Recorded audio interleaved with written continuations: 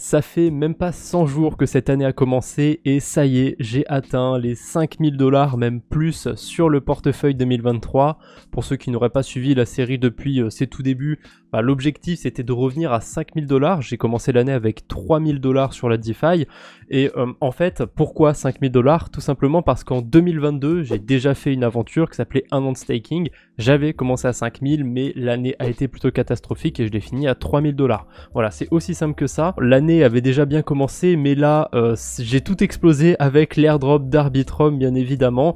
Ça a fait stonks mon wallet, très clairement. Je suis passé d'à peu près 3800-3700 $ à plus de 6000 $. L'objectif des 5000, clairement, c'est plié. Est-ce que maintenant on se met un autre objectif, peut-être à 8000, peut-être à 10 000?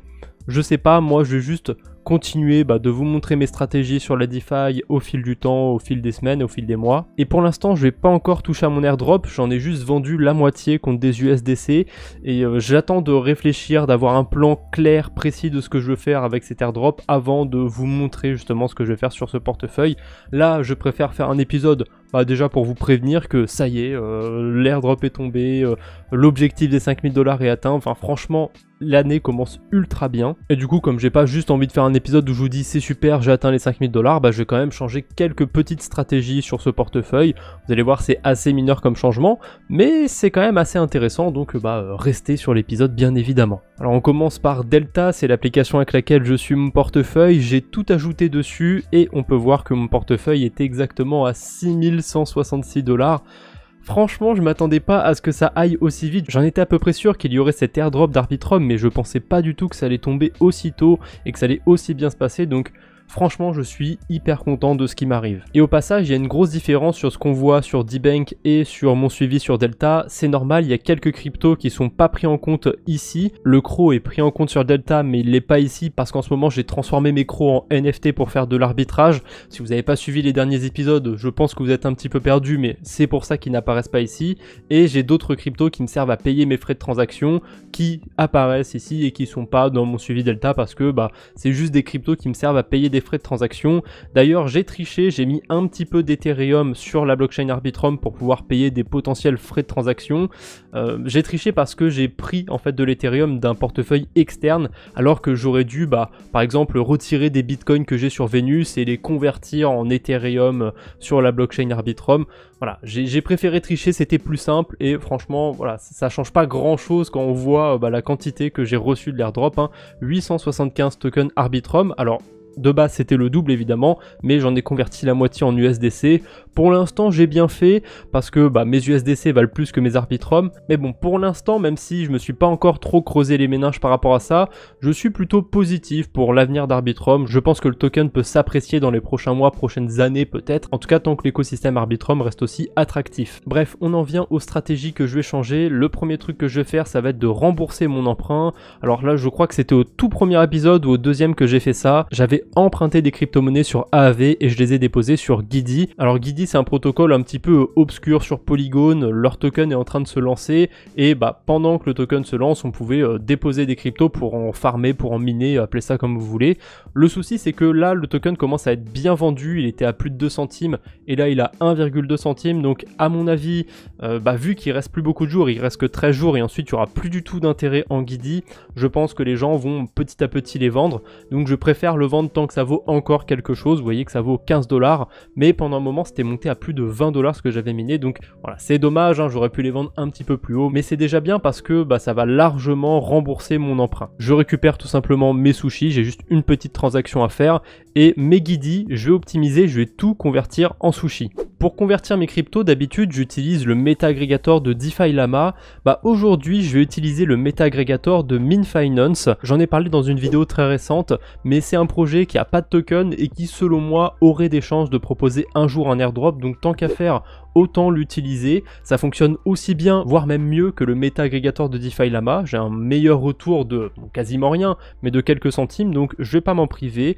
Je vais approuver le Guidi. Je voulais l'échanger ici, mais a priori c'est une mauvaise idée puisque là MinFinance me dit que la transaction va fail et si j'essaye de cliquer sur swap, de toute façon ça veut pas m'ouvrir la transaction. C'est pas grave, je vais choisir un autre agrégateur en lequel j'ai plus confiance. J'ai même pas envie de choisir KyberSwap ou OpenOcean parce que des fois ils font n'importe quoi. Je vais choisir Match d'achat, j'ai jamais eu de soucis avec. Pareil, eux d'ailleurs, ils ont pas lancé de token, donc je pense pas qu'ils fassent un airdrop un jour, mais on sait jamais, ça peut toujours valoir le coup, donc autant optimiser et utiliser des protocoles qui ont des chances de me faire un airdrop. Maintenant que j'ai tous mes sushis, je peux retourner sur AAV et rembourser mon emprunt, donc vous voyez que j'ai une dette de 3 sushis à peu près, et j'ai pu en récupérer 14 avec mes intérêts, donc tous ces sushis que j'ai en excédent, je sais déjà ce que je vais en faire, je vais les convertir en stablecoin. Mais d'abord, je rembourse mon emprunt. J'en ai pas fini sur AAV, je vais aussi récupérer mes USDC parce que je vais aller les mettre sur un autre protocole.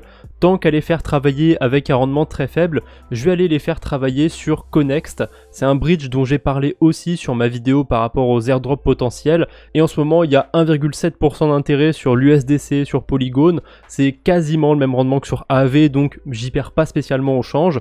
Et voilà, si un jour Connext lance un airdrop, ça pourrait potentiellement me qualifier. À mon avis, vaut mieux aussi que j'utilise la fonctionnalité de bridge sur Connext, mais ça on le verra dans un autre épisode. En attendant, je retire mes USDC comme c'était prévu, et pour une fois je vais vous montrer comment je note ma plus-value dans mon tableur, parce que ça fait un moment que je vous ai pas trop montré comment je note mes transactions sur mon tableur. Avant le tableur, il faut pas que j'oublie, je dois aussi convertir mes sushis en USDC.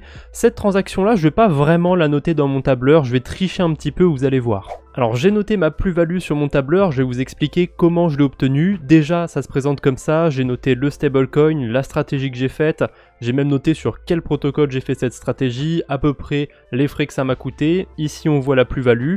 Et les deux derniers chiffres qui me manquent, là c'est la valeur avec laquelle je suis rentré sur la stratégie, ça c'est la valeur avec laquelle je suis sorti en USDC. Et tout simplement comme j'avais pas d'USDC avant de tout sortir d'AAV, de convertir mes sushis en USDC, j'ai juste été sur mon portefeuille sur D-Bank et j'ai regardé combien j'avais d'USDC. Alors j'ai arrondi au centime, j'aurais pu arrondir juste en dessous, mais on s'en fiche, ça change pas grand chose. Au pire peut-être qu'un jour j'aurai 5 centimes d'écart avec la réalité, c'est pas grave, j'ajusterai à ce moment-là. Bref, une fois que j'ai cette valeur, cette plus-value, je vais l'ajouter sur mon suivi de crypto. Donc je vais sur Delta, en l'occurrence c'est l'USDC, donc je clique sur l'USDC, j'ajoute une nouvelle transaction.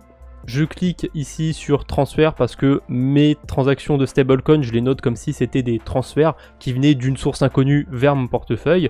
Donc je rentre la quantité et là je fais ce que je vous ai dit, je mets une source inconnue vers mon portefeuille. Alors quand j'utilise Delta personnellement, je l'ai mis en français, je sais pas pourquoi, là sur le PC je l'ai laissé en anglais, mais ne vous en faites pas, vous avez une version française de Delta, si vous n'êtes pas trop à l'aise avec l'anglais, vous pouvez vous y retrouver plus facilement. Voilà, mon suivi vient d'être mis à jour. On peut voir que je suis même à 6200 $ maintenant, parce que visiblement les cryptos ont augmenté depuis le début de cet épisode. Écoutez, ça fait plutôt plaisir. Allez, on perd pas de temps, je suis sur Connext, je suis sur la pool Polygon USDC, et là je vais tout simplement déposer mes USDC sur la pool de liquidité. Alors on peut voir que j'ai un tout petit peu de slippage. En gros le slippage ça veut dire que je vais être perdant en déposant. Si j'avais déposé à la place du Next USDC, j'aurais été gagnant. Pour le coup là je m'en fiche, c'est infime comme slippage, donc je peux me permettre de déposer. Si ça a été 0,1, peut-être que j'aurais essayé de faire autrement, de convertir d'abord la moitié de mes USDC en Next USDC. C'est faisable en allant sur Swap ici sur Connext. En fait le Next USDC ça va être un USDC bridgeable on va dire. Bref, je m'en fiche de ce warning, le slippage il est assez faible donc ça va pas être impactant pour moi. Je passe ma transaction, enfin j'approuve d'abord et ensuite je passe ma transaction.